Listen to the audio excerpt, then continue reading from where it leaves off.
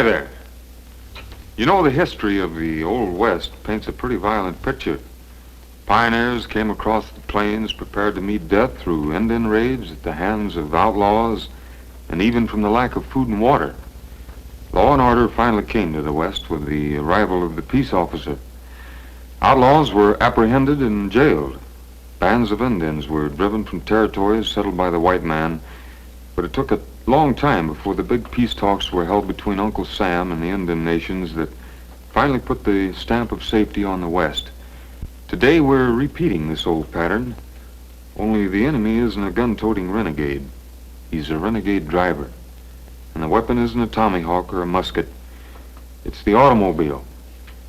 1956 in California marked the blackest year in our history from the standpoint of deaths on our highways. We killed almost 3,800 persons, many of them innocent children, most of them victims of renegade drivers. Over 125,000 more were painfully injured.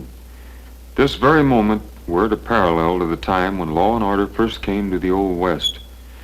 California's governor has asked that drinking drivers be jailed. The California Highway Patrol is putting more and more trained men on our highways to apprehend the motoring renegade. And legislation is providing stiffer penalties for other traffic violations.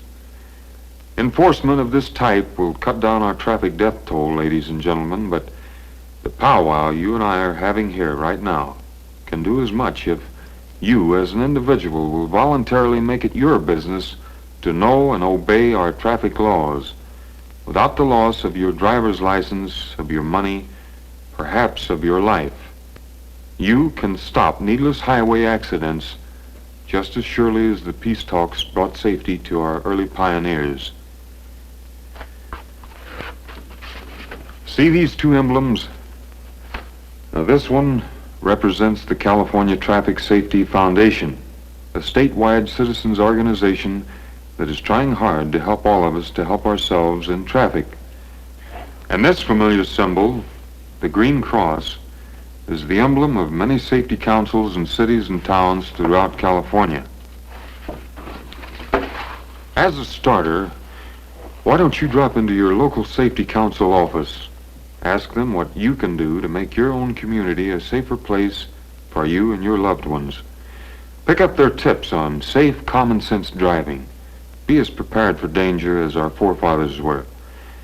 Won't all of you join with me and with the forces of law and order in this state to make 1957 California's safest year? Definitely, it's up to you.